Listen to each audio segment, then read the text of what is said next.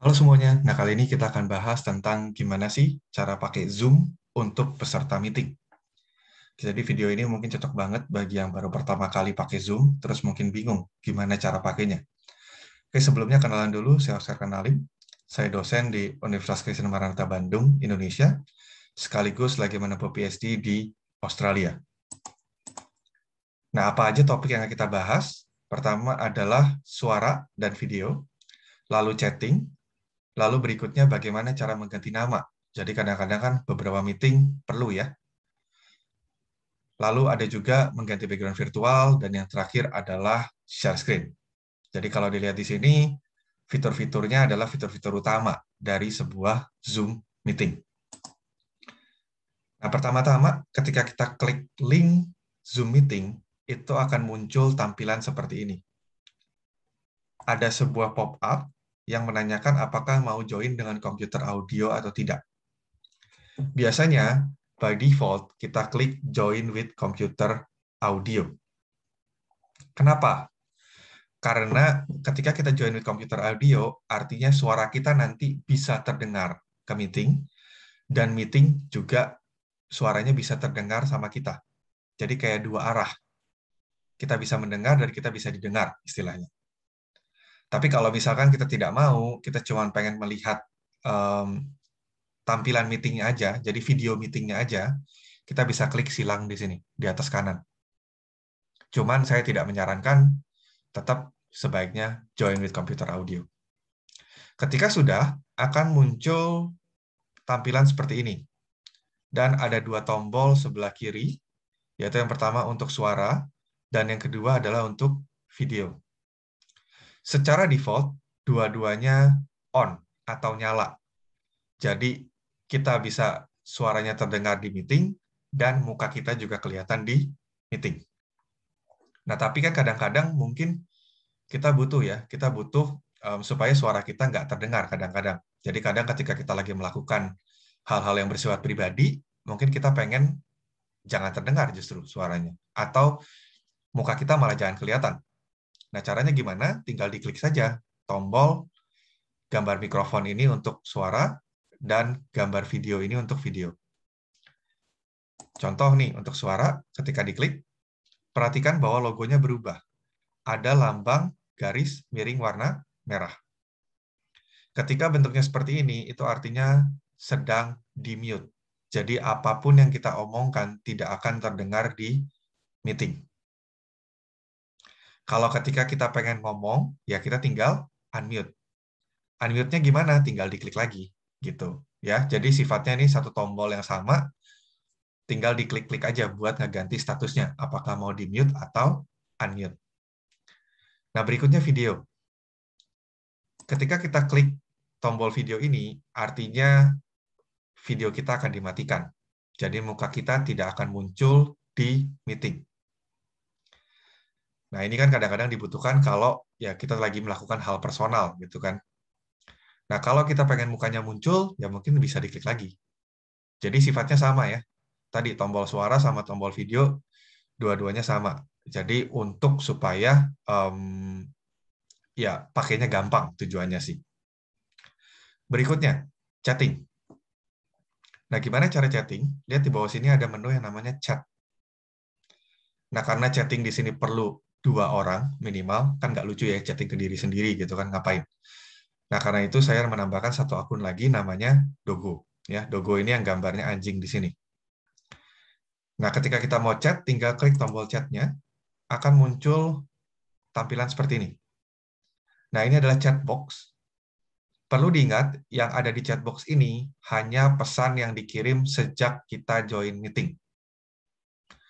Jadi artinya, kalau kita joinnya telat atau di tengah-tengah meeting, dan mereka sebelumnya udah ngobrol panjang di sana, kita tidak akan bisa lihat pesan-pesannya.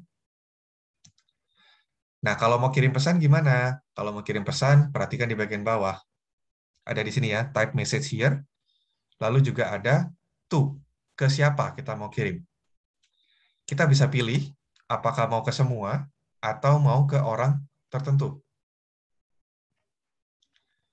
Nah, jadi ini bisa sesuai pilihan. Kalau ke orang tertentu, artinya yang menerima pesan ya cuma orang itu, orang lain tidak akan bisa tahu. Ketika kita berhasil kirim pesan, bentuknya akan jadi seperti ini. Kalau kita kirim ke semua, akan ada tulisan to everyone. Nah, sedangkan kalau kita kirim personal, nah kalau dalam contoh ini adalah saya kirim ke Dogo, akan ada nama Dogonya di sini, dan juga ada tulisan direct message. Nah, ini mohon hati-hati ya, mohon hati-hati ketika chatting, karena ya kadang-kadang kan kita nggak pengen pesan pribadi kita sampai ke semua orang, gitu.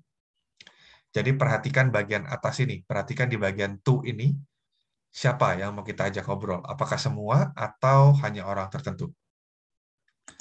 Berikutnya biasanya kita kadang-kadang meeting diminta yang namanya ganti nama, ya. Nah, gimana cara ganti nama?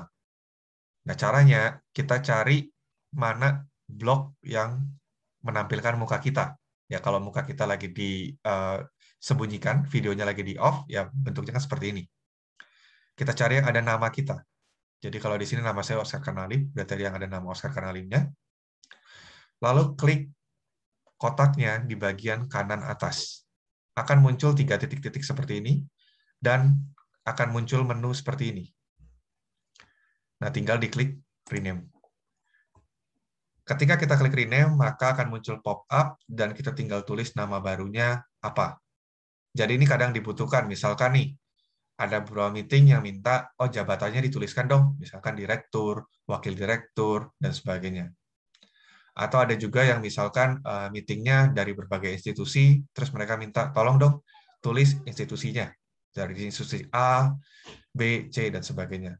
Atau kadang-kadang misalkan kalau meetingnya dari berbagai negara, mereka akan tanya, dari negara mana aja nih, tolong tuliskan dong semuanya di nama kalian. Jadi misalkan Indonesia, Oscar, gitu. Nah, kalau sudah tinggal diklik OK, nanti hasilnya akan muncul di sini, di bawah. Jadi di kotak yang menampilkan muka kita ini, ya, akan terganti namanya. Berikutnya, gimana kalau ganti background virtual? Nah, pertama-tama tentu saja kameranya dinyalakan dulu ya. Percuma pakai background virtual, tapi kameranya tidak dinyalakan. Jadi ketika sudah dinyalakan, sama caranya klik 3 titik-titik di kanan atas. Lalu pilih Choose Virtual Background. Nah, setelah itu akan muncul pop-up seperti ini, dan yang atas akan menampilkan muka kita. Di bawah ada muncul berbagai pilihan background. Biasa yang paling favorit sih blur. Jadi kalau diklik, itu tampilannya akan jadi seperti ini. Ya. Jadi blur ini termasuk yang simple, dia hanya mengkaburkan semua yang ada di belakang kita. Ada beberapa orang yang tidak suka pakai background virtual yang aneh-aneh, atau mungkin yang berwarna-warni. Jadi mereka akan lebih prefer blur. Tapi kadang kita juga bisa pakai background virtual yang sudah disediakan sama Zoom, misalkan ini. Nah, biasanya kalau lagi meeting, itu kadang-kadang kalau meetingnya sifatnya webinar, mereka suka ngasih background virtual buatan mereka sendiri. Dan kita biasanya diminta pakai. Caranya gimana pakainya? Kita klik tombol plus. Nah, ini untuk tambah background baru. Ketika diklik, akan muncul pilihannya add image atau video. Jadi, background virtual juga bisa pakai video kalau kita mau. Nah, cuman biasanya image aja. Ketika kita add, dia akan muncul di bawah, di sini, dan tinggal kita klik background-nya. Nah, yang ini yang saya pakai ini kebetulan diminta pada waktu conference di Maranatha. Nah, setelah itu, pastikan di bagian bawah, ini tercentang, mirror my video. Kenapa? Karena kita kan sebenarnya kebiasaan ngelihat kaca ya. Jadi kalau kebiasaan ngelihat kaca tuh, ketika kita gerakin tangan kanan, karena di kaca kelihatannya tuh kayak tangan kiri yang gerak sebenarnya. Ya kan? Nah, tapi kalau tidak dicentang ini, maka akan bersifatnya seperti kamera murni.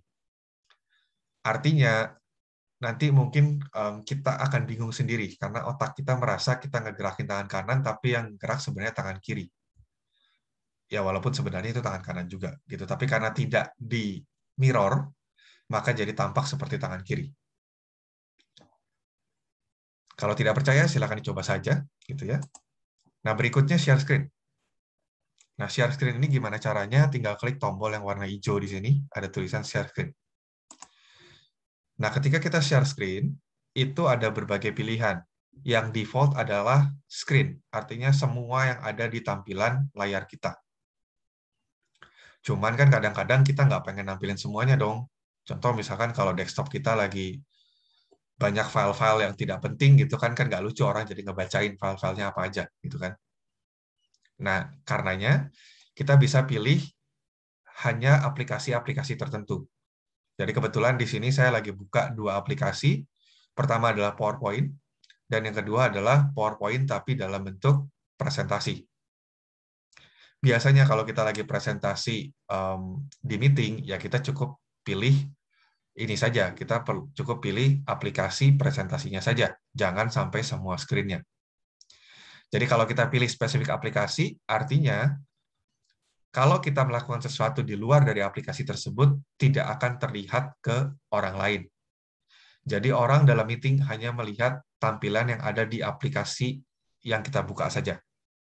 Jadi kalau kita pindah ke desktop, kita buka folder lain, mereka nggak akan lihat. Itu kelebihannya. Nah, terus perhatikan di bawah ada dua centang. Nah, yang pertama adalah share sound. Jadi ketika kita ingin sharing, pastikan kalau misalkan ada materi yang terkait dengan suara, entah itu lagu atau mungkin video, pastikan ini tercentang, share sound tercentang.